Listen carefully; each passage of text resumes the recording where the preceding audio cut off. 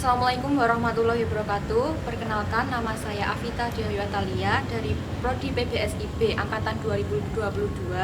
Di sini saya akan membacakan cerpen sebagai tugas akhir keterampilan membaca dengan judul Dunia Tanpa Huruf, karya Husna Asyafa. Matahari semakin meninggi. Kini sinarnya tak lagi bersahabat menjelma menjadi api yang siap membakar kulit. Jauh di ujung jalan, tepatnya di bawah pohon beringin yang besar, seorang gadis kecil terlihat duduk memegang kaleng. Gadis itu bernama Anissa, gadis yang tumbuh dalam belantara hutan kehidupan. Gadis yang tanpa beban selalu menari di bawah panasnya sengatan matahari. Dengan wajah polos, ia menghitung penghasilan yang didapatkannya dari hasil mengamen di sepanjang jalan. Alhamdulillah, cukup buat makan, gumamnya lirih. Anissa, dari mana kamu dapat kata-kata itu? Hahaha. Seluruh teman sebayanya yang baru saja berlari dari lampu merah. Mereka berdua adalah gadis kecil yang berumur 5 tahunan. Gadis kecil yang sejak membuka mata untuk pertama kalinya di dunia ini telah diperlihatkan pada kerasnya hidup, sehingga tak punya sedikit pun celah untuk mengintip gemerlapnya dunia. Ibuku selalu mengajarkan aku untuk mengucapkannya saat aku mendapatkan uang. Aku selalu mengucapkan itu. Kamu saja yang tidak tahu, kata gadis kecil itu dengan nada polosnya. Memangnya apa artinya? Tanya temannya yang bernama Pita. Alhamdulillah, itu artinya bersyukur karena Allah kasih rezeki buat kita. Kali ini dia berlagak seolah-olah mengajari. Anissa memang gadis kecil yang selalu mengadukan hidupnya di jalanan, menghirup udara di antara kepulan-kepulan asap kendaraan. Namun ibunya, satu-satunya orang tuanya yang masih hidup, tak pernah lupa mengajarkan agama kepadanya, sholat dan juga untuk bersyukur. Meskipun gadis kecil itu tak pernah mengenal huruf sama sekali. Oh iya, begitu ya. Oke, aku akan cari uang lagi. Dadah Anissa, kata temannya lalu beranjak pergi. Begitulah setiap hari kehidupan yang dijalani Anissa, gadis kecil yang masih imut itu, selalu menerjang hujan yang bahkan menggigilkan badannya. Gadis kecil yang selalu mengabaikan saat teriknya matahari, tak lagi bersahabat dengan kulitnya. Anissa adalah gadis kecil yang memiliki rasa sosial yang tinggi. Ia ramah pada semua orang yang dijumpainya. Gadis kecil yang selalu terlihat tegar, kala-kala duri-duri kehidupan melukai tubuh bahkan hatinya. Gadis kecil yang harus mencari sesuap nasi untuk ibunya yang kini tengah sakit. Anissa, si gadis kecil yang cantik dan imut itu, tak pernah tahu bahwa dunia dilaluinya adalah tanpa huruf. Dunia yang tak pernah memberikan gambaran kepada masa depannya. Dunia yang tak pernah membukakan jendela-jendela untuknya mengintip sebuah kebahagiaan sebagaimana gadis kecil lainnya. Namun ia begitu rajin untuk menemui Robnya saat waktu memanggil. Gadis kecil itu selalu sholat tepat pada waktunya, sebagaimana yang diajarkan oleh kedua orang tuanya. Suatu hari, saat gadis kecil itu menyeberang jalan, tiba-tiba terdengar sebuah gertakan seseorang. Hei, gadis kecil, kamu tidak bisa baca ya? Tidak boleh nyebrang di sini. Suara pengendara mobil itu meninggi. Anissa hanya minggir dan terbengong. Dalam benaknya banyak pertanyaan yang tumbuh. Bagaimana mungkin ia membaca jika dunia yang merawatnya tak perkenalkan ia pada huruf? Namamu siapa? Tiba-tiba seorang kakek-kakek pendorong gerobak menghampirinya. Anissa, kek, jawabnya dengan lirih. Nama yang bagus, jawab si kakek dengan senyum lebarnya. Anissa menatap si kakek dengan aneh. Kasihan sekali kakek ini, dia terlihat sudah sangat tua, tapi sepertinya kakek ini baik deh, batin Anissa. Kakek, apa yang kakek lakukan dengan mendorong gerobak itu? Tanya Anissa penasaran. Coba kamu baca tulisan yang di sana, perintah kakek kemudian. Anissa terdiam. Selama 5 tahun dalam hidupnya, baru hari ini ia merasa keanehan dalam hidupnya. Hari ini ia hampir saja tertabrak dan kena marah, hanya gara-gara permasalahan membaca. Menyadari kebingungan dalam diri gadis kecil itu, si kakek berbicara. Kakek jualan nasi goreng, nak. Anissa tinggal di mana? Tanya kakek. Di bawah jembatan ujung sana, kek, jawab Anissa dengan lesu. Gadis kecil itu tidak seperti biasanya yang selalu periang. Oh, gadis pintar. Boleh besok kakek menemui lagi? Tanya si kakek. Anissa hanya mengangguk ramah. Tiba-tiba terdengar suara azan dari masjid di ujung jalan. Anissa beranjak berdiri. Maaf kek, Anissa mau sholat, kakek mau ikut? Tanyanya dengan polos. Tentu, ayo kita ke masjid. Mereka beranjak menuju gerobak yang sejak tadi berada di dekat kakek. Anissa bantu ya kek, kata Anissa. Tidak usah nak, kakek sudah biasa. Tidak apa-apa kek, Sejak saat itu, Anissa tidak lagi seperti dulu. Gadis yang dulu selalu ceria tanpa masalah itu, sekarang mulai merasakan kejanggalan dalam hidupnya. Apalagi, akhir-akhir ini ia sering bertemu dengan gadis-gadis sebayanya yang selalu mengenakan seragam dan membawa sebuah benda yang kata orang-orang itu namanya buku.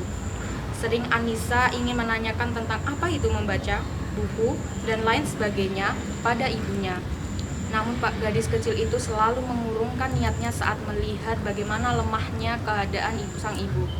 "Anissa, kau sedang apa, Nak?" tanya seseorang yang ternyata kakek kemarin. Saat itu ia terduduk lesu di bawah pohon beringin. "Kakek, Anissa boleh tanya?" katanya dengan polos. "Tentu, Anissa mau tanya apa?" "Apa itu membaca, Kek?" Kakek sedikit membenarkan kacamatanya. Membaca itu melihat dan mengartikan yang dilihatnya. Seperti Anissa melihat mobil, kemudian mengartikan bahwa mobil itu kendaraan. Sengaja kakek memberikan definisi itu untuk menarik perhatian Anissa.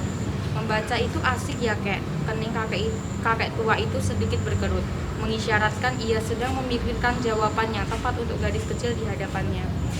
Mungkin mudah memang untuk menjawabnya, namun kakek tua itu agaknya ingin jawaban yang terlontar darinya dapat dicerna dan ditangkap dengan baik oleh gadis kecil itu. Kedua telaga teduh kakek menatap lalu lalang aktivitas kendaraan di jalanan. Menurut Anissa, melihat dan tahu apa yang dilihatnya asik tidak? Saat Anissa melihat kupu-kupu dan tahu bahwa kupu-kupu itu indah, Anissa berpikir sejenak. Imajinasinya bermain-main. Anissa memang suka sekali melihat kupu-kupu yang hinggap di antara warna-warni bunga. Tangan mungilnya pun tak jarang berlarian di antara tajamnya duri-duri mawar untuk mengejar kupu-kupu yang berwarna-warni itu. Indah, lucu serta mengasihkan bermain dengan mereka. Begitu selalu pikirnya. "Tentu saja, Kek. Anissa suka kupu-kupu, bunga, pelangi, banyak pokoknya, Kek," jawab Anissa dengan riang setelah tenggelam dalam angannya beberapa saat. Kakek tersenyum mendengar jawaban Anissa. Tentu bukan pertama kalinya kakek berkomunikasi dengan gadis kecil sepertinya. Tapi kakek itu tampaknya kagum dengan gadis kecil di hadapannya. Dari sorot matanya mengisyaratkan ia adalah gadis yang cerdas, periang, dan selalu tegar. "Anissa mau belajar seperti itu?" Dengan cepat Anissa mengangguk. Kakek tersenyum lega melihatnya berantusias. "Kalau Anissa mau, ikutlah kakek ke rumah setiap habis asar. Di rumah kakek banyak temannya yang sebaya denganmu." "Mau, Kek, tapi kalau Anissa sudah cukup dapat uang untuk beli makan ya, Kek?" Iba, itulah yang ada dalam benak kakek. Gadis kecil itu harus berjuang untuk mencari sesuap nasi di bawah teriknya matahari, yang tentu saja jarang bersahabat dengan gadis-gadis kecil sepertinya yang menyusuri hiruk-pikuk kota dengan kaki telanjang. Tak jarang pula, pasti jika musim hujan meredamkan rindu bumi, gadis kecil di hadapannya itu akan menggigil kedinginan, hingga seolah-olah meremukkan tulang belulang. Kakek tersenyum kemudian mengangguk. "Nanti kalau belum cukup untuk beli makan, kakek bantu." "Jangan, Kek. Kakek kan sudah tua." "Oh iya, umur kakek berapa?" "Pasti sudah banyak. Kenapa kakek masih jualan?" "Umur kakek sudah 75 tahun, Nak. Kan kakek masih sehat dan masih mampu. Mumpung masih bisa, kakek tidak ingin merepotkan orang lain." Hari esoknya, Anissa datang ke rumah kakek di sana ia sangat kaget karena rumah kakek itu sangat bagus. Setiap hari setelah jualan, kakek mengajar anak-anak sebayanya. Anissa jadi bingung melihat anak-anak itu melakukan kegiatan yang sebelumnya tidak pernah ia lihat. "Kakek akan mengajarimu membaca." Kakek tersenyum sambil mengajaknya membaur dengan mereka. Sejak saat itu, Anissa selalu datang ke rumah kakek untuk belajar membaca. Dan kakek selalu memberikan 2 bungkus nasi goreng untuknya ketika mau pulang. Anissa sangat bahagia. Sekarang ia tahu bahwa dunia tanpa huruf hampa. Ia tidak dapat membuka jendela pengetahuan. Setelah bisa membaca, Anissa jadi tahu bahwa kakek adalah seseorang yang dulunya menjabat sebagai kepala sekolah. Dan kakek kini sudah pensiun karena usianya yang sudah tua. Kakek sengaja jualan nasi goreng untuk mencari anak-anak yang tak mengenal huruf sepertinya, untuk diajari dan dididik di rumahnya. Rumahnya yang seakan-akan menjadi panti asuhan. Terkadang jika anak-anak kakek berkunjung, mereka membantu mengajar anak-anak jalanan itu. Anissa menggambarkan kakek seperti seorang pahlawan. Kakek benar-benar hebat, meski sudah sangat tua. Kakek dengan penuh semangat mengajarkan apa saja mereka, termasuk keagamaan. Sudah 2 minggu Anissa tidak terlihat dan tidak datang untuk belajar. Hal itu membuat kakek cemas kepadanya, sehingga kakek memutuskan untuk mengunjungi rumahnya. Jalan menuju rumah yang pernah ditunjuk Anissa tidaklah mudah bagi kakek yang tidak lagi berusia muda. melalui jalan setapak yang tepat berada di atas sungai-sungai yang tak lagi tersenyum menampakkan wajah bedihnya. Jalan yang dipenuhi bau busuk dan sampah di mana-mana, jalan yang di pinggirnya berjajar rumah-rumah kecil yang terbuat dari kardus. Di seberang sana, tampak lalu lalang kendaraan dan megah serta tingginya gedung-gedung menertawakan kehidupan mereka. Setengah jam berjalan, setelah bertanya-tanya ke sana ke sini, akhirnya kakek menemukan rumah Anissa. Rumah gubuk dari kardus-kardus dan triplek-triplek bekas. Assalamualaikum, sapa kakek. Waalaikumsalam, terdengar sahutan gadis kecil dari dalam. Kakek, Anissa terkejut. Anissa, kamu baik-baik saja kan nak? Tanya kakek mengelus rambutnya. Anissa hanya mengangguk lesu. Maaf kek, Anissa tidak bisa datang ke rumah kakek. Ibu Anissa sakit parah, kata gadis kecil itu dengan nada sedih. Kakek menemui ibu Anissa dan menyampaikan maksud untuk mengangkat Anissa menjadi cucunya. Pada awalnya, ibu Anissa menolak. Pada akhirnya, dengan bujukan kakek, ibu Anissa bersedia untuk pindah ke rumah kakek. Sekarang Anissa tinggal di rumah kakek. Dia membantu kakek berjualan nasi goreng. Seiring berjalannya waktu, kesehatan ibu Anissa membaik sehingga membuatnya cukup untuk mampu menyiapkan makanan untuk anak-anak yang sedang belajar.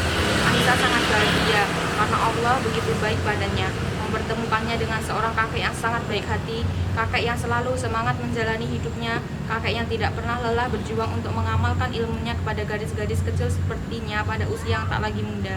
Dan yang lebih penting, kakek telah mengenalkannya pada dunia sesungguhnya, karena tanpa huruf-huruf itu, dunia tidak akan terbentuk. Sekian dari saya, kurang lebihnya saya mohon maaf. Terima kasih. Wassalamualaikum warahmatullahi wabarakatuh.